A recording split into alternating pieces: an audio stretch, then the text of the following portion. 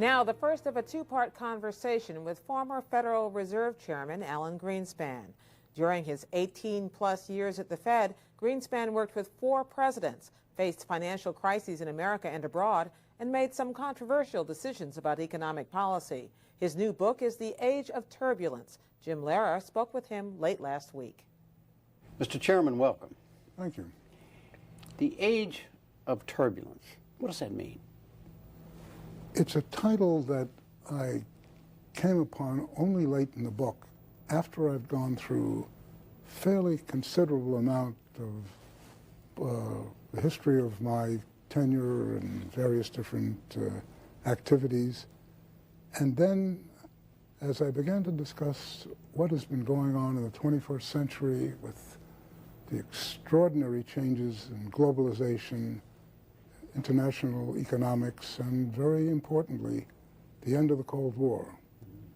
And what this type of environment is a turbulent financial environment, which ironically is probably as a consequence of the turbulence, creating a more productive, stable economic and employment situation. Well, speaking of turbulence, of course, we've got this thing going on, the subprime mortgage turbulence or crisis, whatever you want to call it. Looking back, do you think there's something that could have been done on your watch as chairman of the Fed that could have prevented this from happening? I don't think so. First of all, the problem that we're dealing with now is an aspect of is a result of human nature, basically the innate characteristics of human nature, in the sense that people, after a period of exuberance... There's a magic word for you, exuberance. I like that word. Okay. I think I'll use it. Okay. But the problem is that we've had a bubble in housing, and the bubble in housing essentially has roots, as I point out in the book, to the end of the Cold War, leaving aside all the economics that are involved. But the consequence, with respect to the end of the Cold War, was a huge change in the geopolitical structure of the world, where 1 billion people who had been relatively well-educated, extremely low paid, but behind the Iron Curtain or in centrally planned or quasi-centrally planned societies, started as a consequence of the result of the decline of the takedown of the Berlin Wall, which showed an extraordinary amount of economic ruin behind the Iron Curtain. And very quietly, with no fanfare, vast amounts of people abandoned central planning.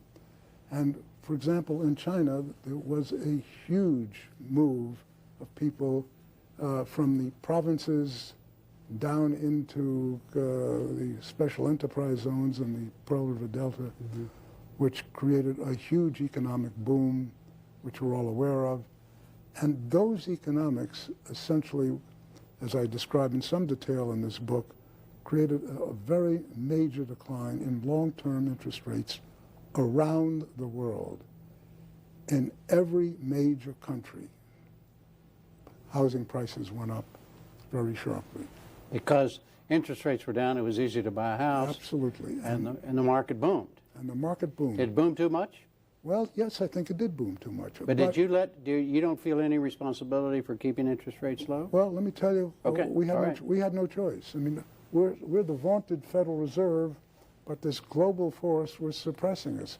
We actually tried in 2004 to get mortgage interest rates up and to put some sort of clamp on the extent of the housing boom, and we failed.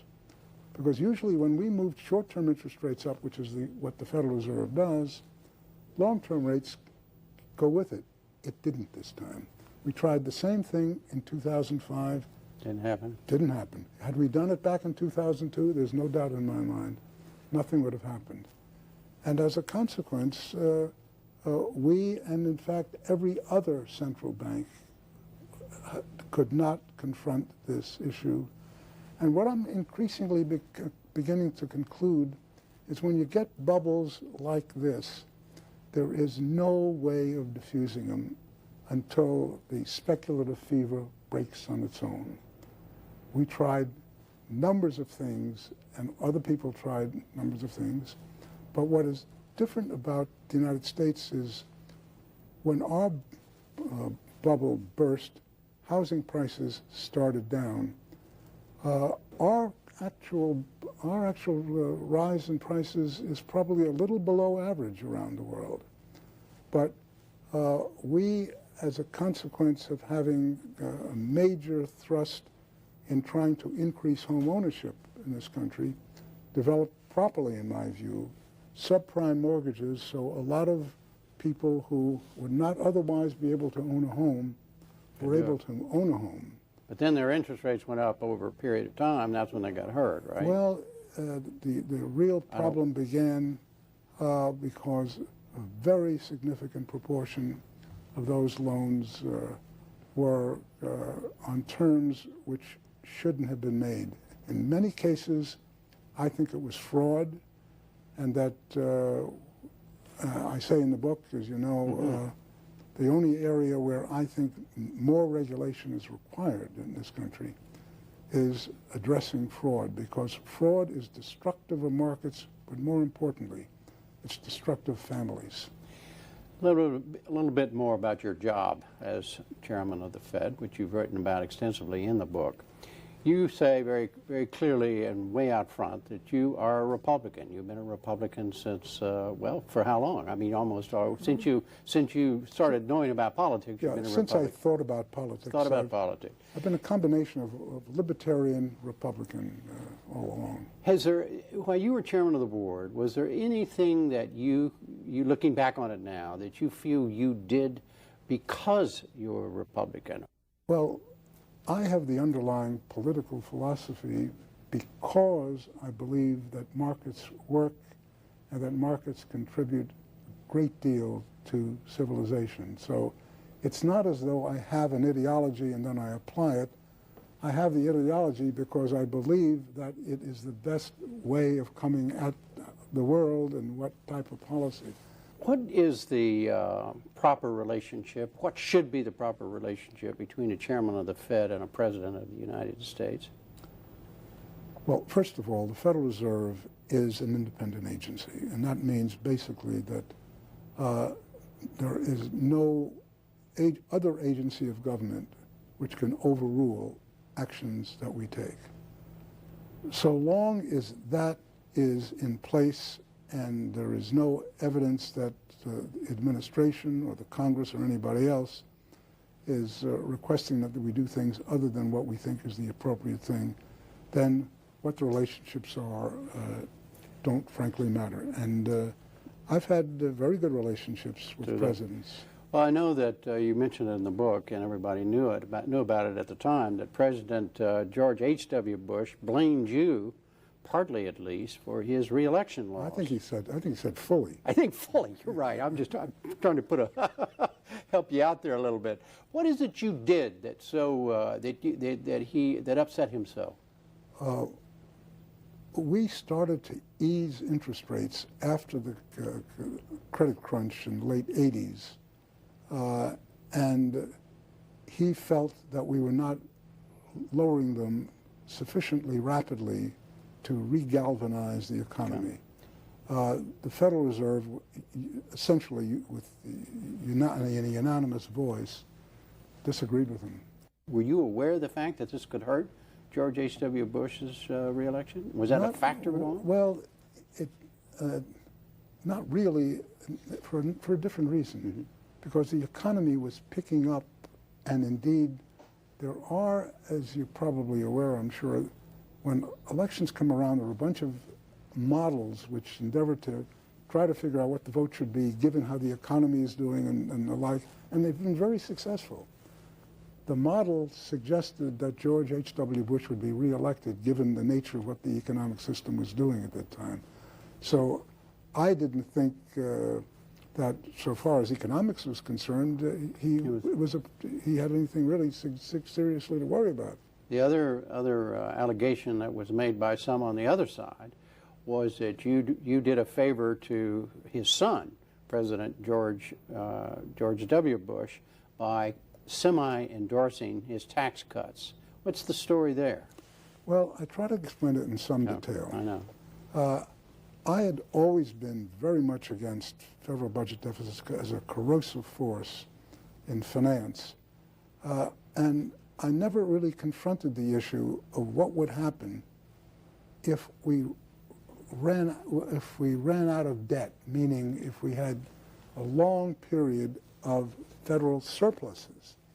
And indeed, starting in 2000, 2001, all of the experts, including those at the Federal Reserve, said because of a structural change in productivity, we were now confronted with a rapid and continuing rise in a surplus which would, by 2006, effectively eliminate outstanding debt.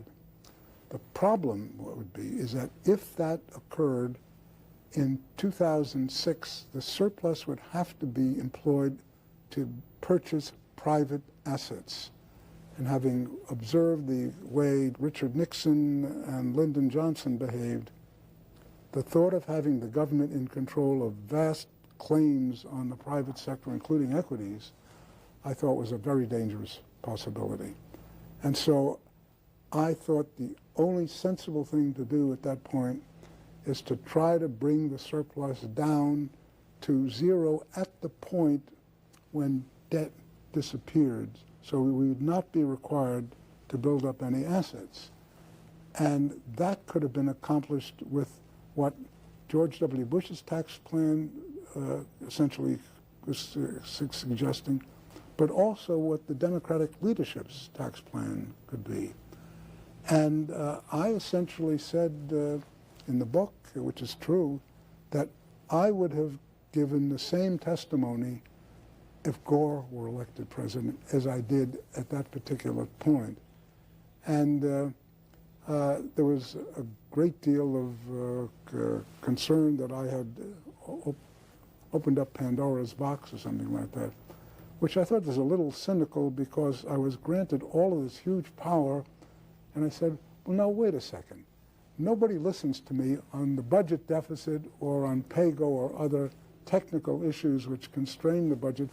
All of a sudden, I become all-powerful. But most importantly, nobody read my testimony in full because it had all sorts of caveats about if the tax cut, if the deficit, if the surplus didn't continue, there would be a trigger to change the law. So I thought that was a rather... not guilty, in other words. Well... Not guilty plea, sir? I'm not guilty.